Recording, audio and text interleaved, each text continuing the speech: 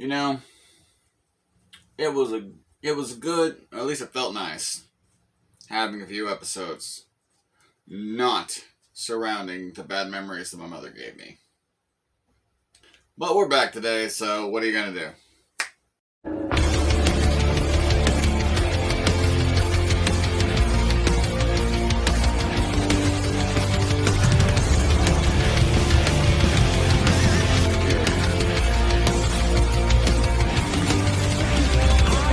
Welcome back to the Shield Network. I am your host, Bad News Harris, and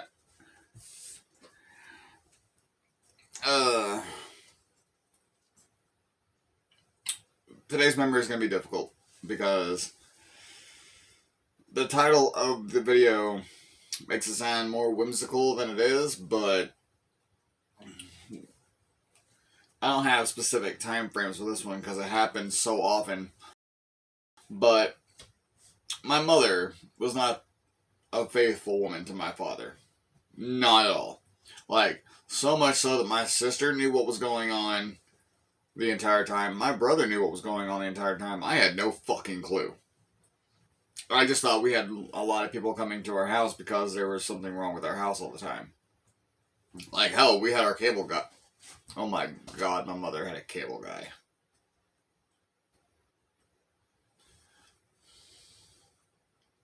Cable guy, meter man, random people I had never met and never saw again.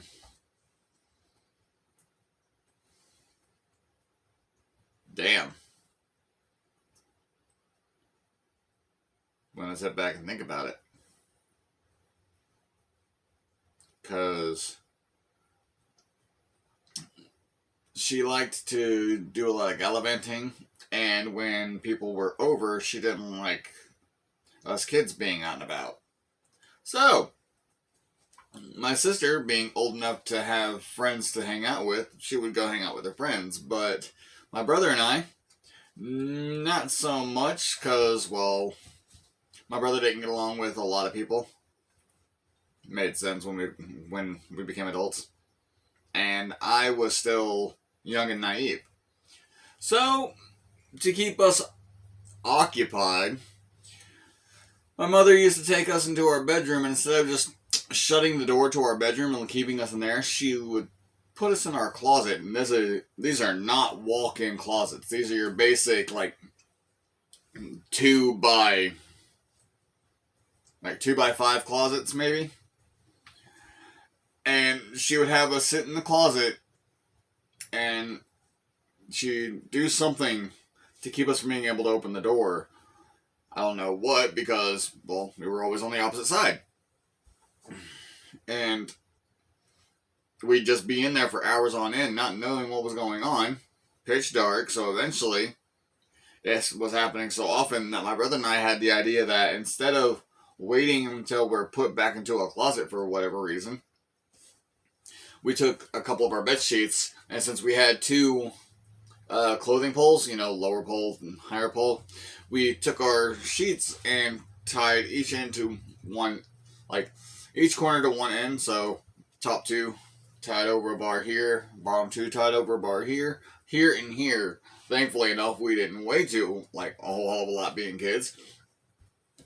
And we used them as hammock bars, and we just hung out in the sheet hammocks that we would make. And just chill. Like, I don't even remember what we would do in the closets, because there wasn't really a whole lot to do. Like, I didn't have a lot of toys growing up outside of outside of the good memory I'm about to give during this episode. I didn't have a lot of toys growing up.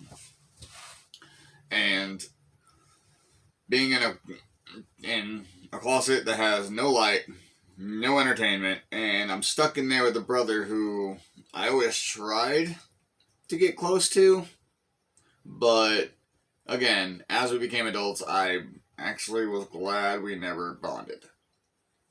So, because my brother is in categories that I refuse to go into. Anyway, besides that, with my mother, mind you, this was during the time frame that my traumatic experiences would erase from my brain after the situation was over. So as soon as we're out of the closet and things are back to normal, I completely forget that we were ever in a closet in the first place. Again, like I said, I think in first episode, and I'm pretty sure my mother knew that this was going on with me, and I think she took advantage of it too, because it just worked out too well for her not to. And I'm pretty sure that's the reason why I don't like being in small areas and closed in certain... Like my office. Let's get my office for an example. This wall right here, this is not the natural wall. My wall goes further. So my office is about...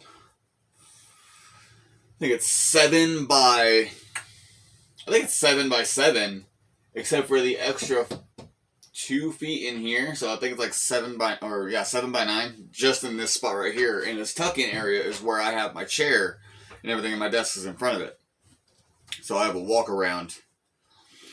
But when it comes to like small closeted areas, the closet in my bedroom, I don't step foot in.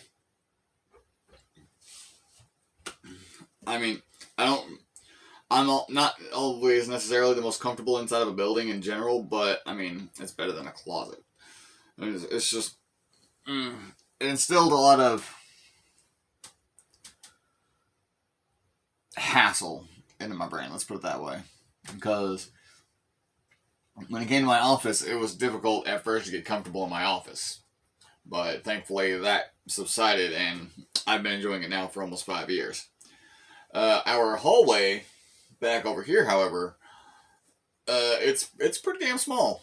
The one that leads over to Ember's room.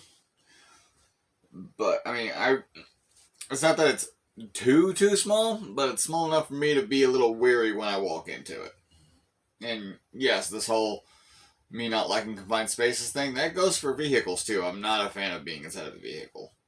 And mind you, I had that before.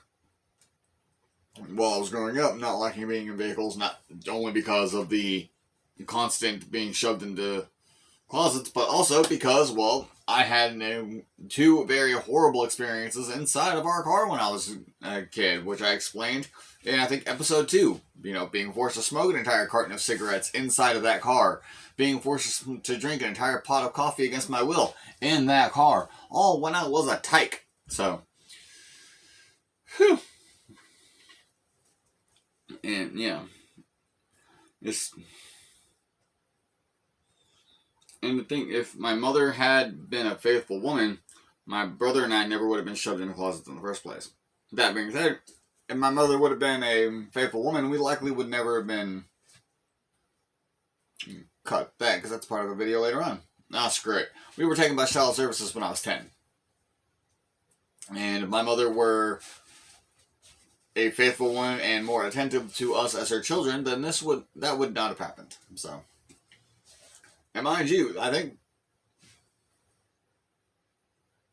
I'm pretty sure the closet thing was the biggest thing outside of... I'll explain this in another video. How many videos away is that?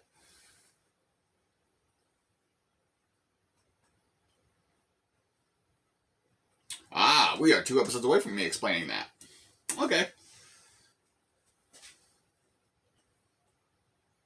Maybe I should make it next episode, because what I have listed over here on episode 8 should really be in episode 9, because it's what leads directly into episode 10 for my explanations.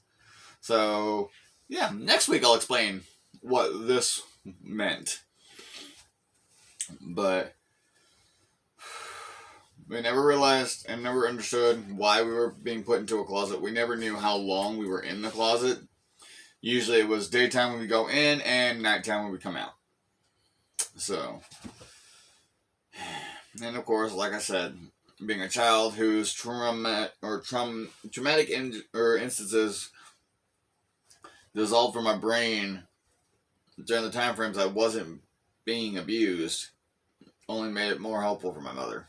So, and now I have to deal with that as an adult. I'm trying my damnedest to get over all of the trauma that I gone through when I was a kid, and even the trauma I'd gone through as an adult. There are so many things that I have gone through in my lifetime. That's part of why I started doing these videos, so I can get ready to talk to a therapist, and so I can just air shit out, because I don't like to say this, but I feel like people listen to what I have to say when it comes to my past, but I don't think anyone genuinely cares. Which is bad, because I have a wife of almost 7 years, and I know she listens to me. But it also feels like, everyone just feels like no one does. So, ranting on camera! Yay! Not.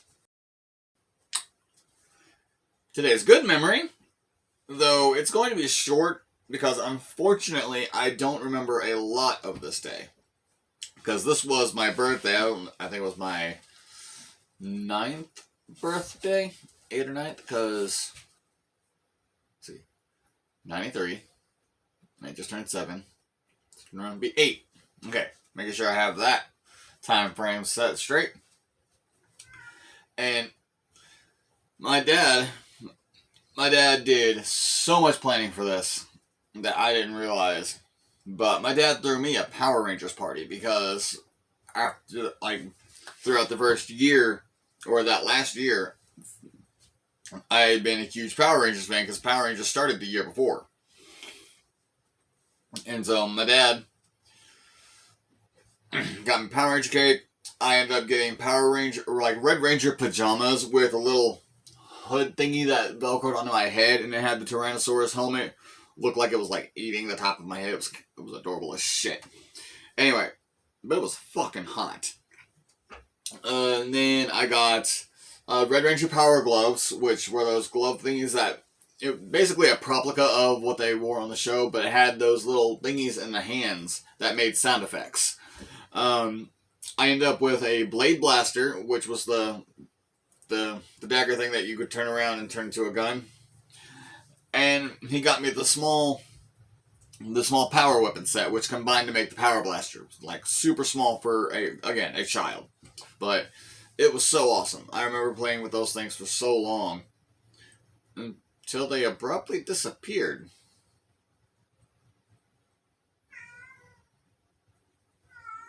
Zen, I know you didn't take them. This was 30 years ago. Holy crap, this was 30 years ago. I'm old. Shut up. Anyway, point is my dad spent time to plan it. He spent the money and the time to execute it. And mind you, I don't remember seeing my mother at all during this day. She was likely around somewhere, but I don't remember her, because my dad and the Power Rangers were the only important parts of this entire day. I don't remember a whole lot of the party, because, again, growing up, I wasn't around a lot of kids, because I don't really know why. I don't remember my time in elementary school, really, at least not back then. That was back when I was still at my first elementary school, before I was transferred to my second from moving. And I remember having one friend during that time frame. His name was, I think, Jerry. The only reason I can remember his name still is because I have a very, very distinct memory of going with him to his grandparents one day. And when I walked into his grandparents' house, they had a TV so fucking massive that it was literally floor to ceiling, wall to wall. It was the biggest TV I had ever seen, and I have still ever seen. And I am 30 years older, and I have still never seen a TV that fucking big. It was like the size of a goddamn theater screen. That being said, I was 8. So that could have just been a typical 1998 big screen TV, and my vision would have been super exaggerating it. And as a storyteller and an artist, it makes sense. But still, that's how it was. That's how my vision portrayed it to me, and that's how my brain constantly feeds it back to me, so that's how I'm always going to remember it. But anyway, when it came to friends, I mean, the kid that lived behind us, Matt, the friend we would hang out with, during the time frame that I had my first snake encounter. That was, I think, last episode, or the episode before that. But he was more of my brother's friend, because they were bicycle friends. They liked to ride around on their bikes, do stunts, all that jazz. So I was just hanging along for the ride. When it came to friends, I mean, this is going to sound really sad, but I don't remember having any friends up until about junior high. And even then, I think I was more delusioning myself, thinking they were my friends, when I was the one that tried inserting myself to make friends, and none of them ever seemed like they were enthusiastic to have me around. But it's whatever. I was always the new kid. Not always. I was the new kid when it came to the junior high. No one knew me. I had moved to 2 cities away from where I was previously. I knew nobody, and it just never got better from there. Shit. But that's neither here nor there. That's for a second season. Today is for my good memories, and I've pretty much already gone through that. Power Ranger cake, blade blaster, weapons, and pajamas. Like, I don't remember my brother and sister at all during the time frame. I literally, like, with this specific day, all I really remember are my Power Ranger toys and my dad. And to be honest, I don't really want to remember anything else about it, because if I keep trying, then I'm probably gonna find something or remember something that I'm not gonna like. And I don't want to ruin this memory of this day, because it is very important to me. It has to deal with my dad. It has to deal with Power Rangers. It has to deal with my dad giving me Power Rangers. I mean, there's no reason for me to want to ruin this, so I'm not going to. But those are our memories for today. Thanks for listening. Thanks for watching.